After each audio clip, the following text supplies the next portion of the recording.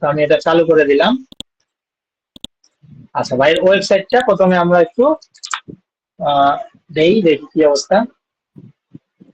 আচ্ছা আচ্ছা, সুন্দর ওয়েবসাইট একটা। হ্যাঁ, তো সুন্দর সুন্দর। আচ্ছা, তো আমরা এইখানে ওয়েবসাইটটা একটু দেখি। দেখেন এখানের মধ্যে ওয়েবসাইটটা সুন্দর আছে, সমস্যা নেই।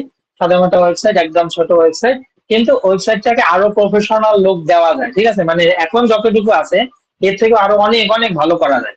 কিভাবে ভালো করা যায় দেখেন, উনি যে হেডারটা তৈরি করছে, হেডারটা অনেক সুন্দর হয়েছে, হেডারটাতে কোনো সমস্যা নেই। সবার প্রথমে আপনার যে বিষয়টা দরকার, একটা প্রিমিয়াম ফন্ট লাগবে। ঠিক আছে, এগুলো রোবোটো ফন্ট, স্যামসরিক ফন্ট, এগুলো দিয়ে কাজ হবে না। হ্যাঁ, এই ফন্টটাকে প্রথমে চেঞ্জ করবে। আমার এইখানে এক্সটেনশন নাই, আমি একটু দেখে দিচ্ছি।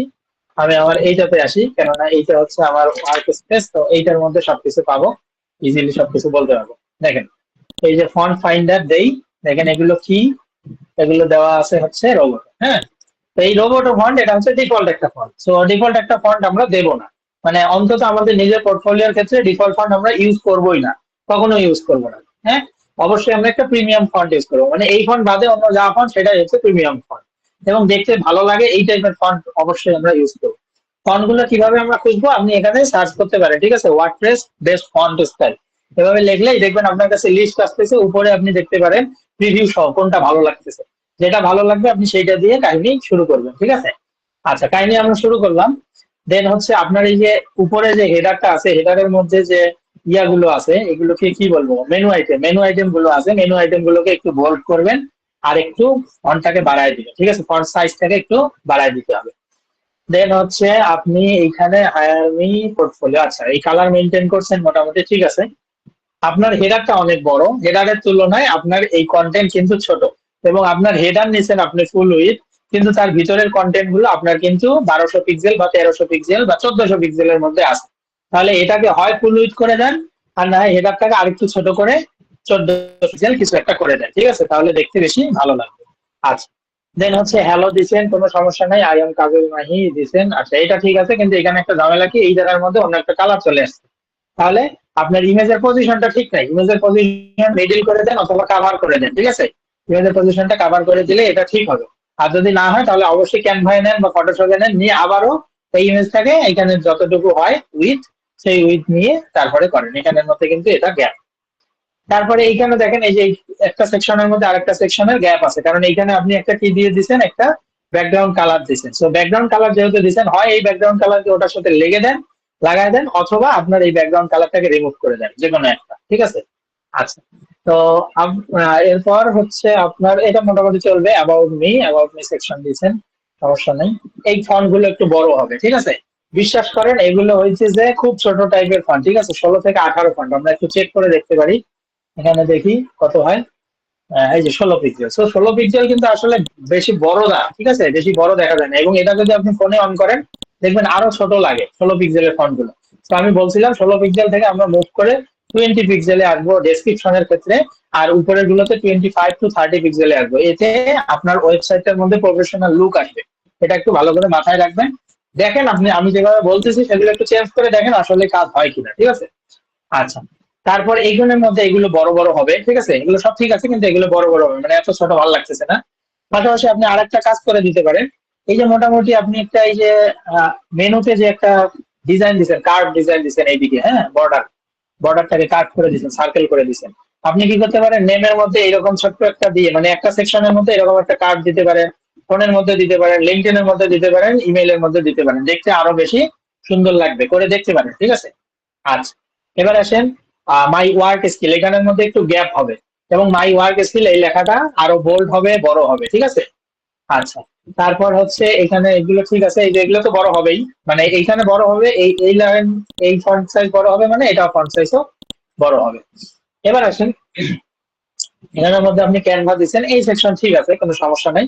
তবে মনে হচ্ছে যে এইটা বেশি মানে পেট মোটা লাগতেছে। ঠিক আছে, তো এইটাকে আরেকটু সিম্পল করবেন, আরেকটু ছোট করে দিবেন, তাহলে দেখতে সুন্দর লাগবে। এবং এখানে একটু পেট মোটা সবগুলোই লাগতেছে, বুঝছেন? এটাকে কি করবেন, আর একটু চাপায় দিবেন, এগুলাকে একটু চাপায় দেন, এই পাশে মাথা একটু বড় করে দেন, তাহলে সাইজটা সুন্দর হবে। এই সাইজে কোনো সমস্যা নেই, বাট সাইজটাকে আপনি চাইলে চেঞ্জ করতে পারেন। মাই সার্ভিস, এগুলোতে আরেকটু গ্যাপ হবে, এই যে এখানে একটু গ্যাপ, এখানে আরেকটু গ্যাপ হবে। হ্যাঁ, তো এই যে এইখানের মধ্যে আপনি কি করছেন, এগুলোর মধ্যে প্যাডিং নাই, প্যাডিং বাড়াতে হবে। এই যে এইখানের মধ্যে প্যাডিং কম, এই ইমেজ থেকে উপরে প্যাডিং কম, বোঝাই যাচ্ছে না, আমি দেখাই, ভালো করে দেখাই। এই যে এইখান থেকে এইখানে কিন্তু প্যাডিং কম, এইখান থেকে এখানে প্যাডিং কম। তারপর রাইট সাইডে লেফট সাইডে তাও প্যাডিংটা মানা যাচ্ছে, কিন্তু উপরে কিন্তু মানানো যাচ্ছে না। তো এটার দিকে আপনি চাইলে একটু নজর দিতে পারেন। এবার আসেন সি অল, ওকে। তারপর হচ্ছে কিন্তু হাই হায়ার মি, কি হবে এখানে প্যাডিং বাড়বে, তাই না? আর এই যে সেম ইমেজ দিচ্ছেন, চাইলে একটু অন্য ইমেজ দিতে পারেন, আপনার ওয়ার্ক স্পেসিয়াল ইমেজ দিলে বেশি ভালো। এটা দিবেন। এখানের মধ্যে একটু অ্যানিমেশন সেট করবেন, যখন আমি এই সেকশনে আসবো তখন এগুলো একটু কাউন্ট করবে, ঠিক আছে, নাম্বার কাউন্টিং করবে, হ্যাঁ, এটা ওটা এগুলো দিলে অ্যানিমেশন ভালো লাগতে পারে। আচ্ছা, তাহলে হয়তো প্রথম লোড করছি তখন হয়তো চলে গেছে, সমস্যা নেই, নো প্রবলেম। এই যে এখান থেকে এখানের মধ্যে যে ইয়াটা দিচ্ছেন, বাটনটা দিচ্ছেন, এই বাটনটার মধ্যে গ্যাপ হবে, হ্যাঁ। তারপরে আসেন এই যে এখানে গ্যাপ নাই, দেখেন গ্যাপ কিন্তু অলরেডি আপনার চলে যাচ্ছে ধীরে ধীরে। এখানে একটা গ্যাপ আছে, মোটামুটি তাও চলে, এখানেও আছে চলে, এখানে কিন্তু চলে না, হ্যাঁ, এখানেও কিন্তু চলে না। সো এটা কিন্তু আমি বলছিলাম, আপনি হয়তো পরে ক্লাসে জয়েন করছেন, আমি বলছি ইউআই এর বিষয়টা মাথায় রাখবেন, উপরে নিচে কতটুকু করে প্যাডিং। আমার ক্লাসগুলো অন্তত আমার পোর্টফোলিওর যে প্রজেক্টটা করাইছি 4টা ক্লাস, ওটাকে টেনে দিবেন, 2x স্পিড দিবেন, ঠিক আছে, 2x স্পিড দিয়ে কাহিনী শেষ করে দিবেন, ঠিক আছে, খুব দ্রুত দেখে ফেলবেন, আমি যে ইম্পর্টেন্ট কথাগুলো কোথায় কোথায় বলছি। আচ্ছা, এটা একদম ঠিক আছে, এটা পারফেক্ট, হ্যাঁ, এই জিনিসটা সুন্দর আছে। তবে এখানে 3টা না, আরো কয়েকটা দিবেন, এবং সেটা যেন স্ক্রল করে যায়, বাকি যে ডিজাইন আছে সেই ডিজাইনই থাকবে, শুধুমাত্র সেটা যেন স্ক্রল করে যায়। এবার হচ্ছে নেভিগেশন কন্টাক্ট, কোনো সমস্যা নাই। আর এইখানে নিচে যেটুকু আছে এটাকে আর একটু ছোট করে দিবেন, ঠিক আছে, আমরা এটাকে একটু বেশি ছোট দেখতে বেশি পছন্দ করি, হ্যাঁ। তো এটাতে কোনো সমস্যা নেই, যদি ছোট করতে পারেন এটা। আর হচ্ছে এইখানের মধ্যে অন্য কিছু একটা সেকশন অ্যাড করে দিতে পারেন। আমরা হোয়াট মাই ক্লায়েন্টস এরপরে একটা কল টু অ্যাকশন, এই একটা সেকশন এখানে অ্যাড করবেন। অ্যাড করে দেওয়ার পরে আপনি ফুটারটাকে অ্যাড করবেন, ঠিক আছে, তাহলে হয়ে যাবে। দেখি অ্যাবাউট মিতে কি আছে।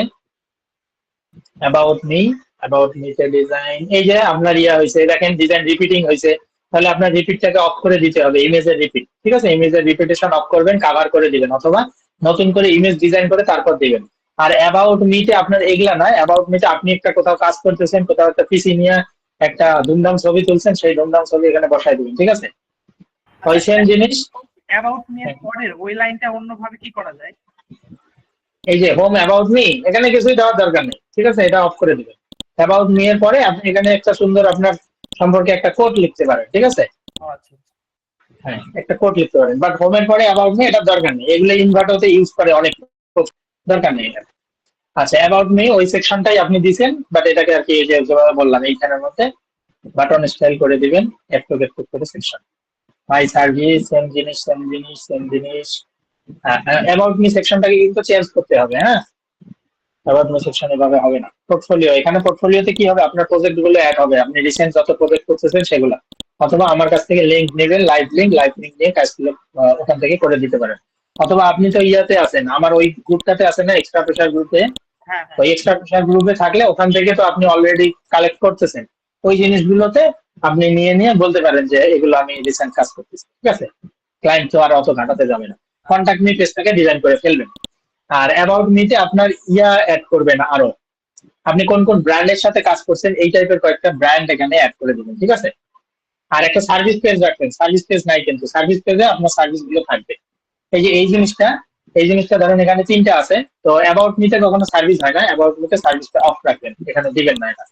এইটা পুরোটাই মাই সার্ভিস সেকশনে চলে যাবে, মাই পেজে, ঠিক আছে, ওখানে গিয়ে সার্ভিস সেকশনটাকে সুন্দর করে অনেক ডিটেইল করবেন। হ্যাঁ, ওয়েব ডিজাইন সম্পর্কে লিখবেন, আমার সার্ভিস সেকশনটা দেখেন, ওয়েব ডিজাইন আছে, ওয়েব ডিজাইন সম্পর্কে কিছু লেখা আছে, এই টাইপের এরকম করে দেবেন, তাহলে আই থিঙ্ক ঠিক হবে। এবং আপনি এটা করে আবার এই ক্লাসেই দেখাবেন, ঠিক আছে, তো আমরা দেখতে চাই, সবাই মিলে দেখতে চাই যে আমি যেভাবে বললাম আপনি যদি সেভাবে করেন, করার পরে আসলে কি ওয়েবসাইটটাকে এখনকার থেকে বেটার লাগে কিনা, ঠিক আছে, এটা আমরা সবাই দেখতে চাই। আচ্ছা, ঠিক আছে। আচ্ছা, ঠিক আছে, তাহলে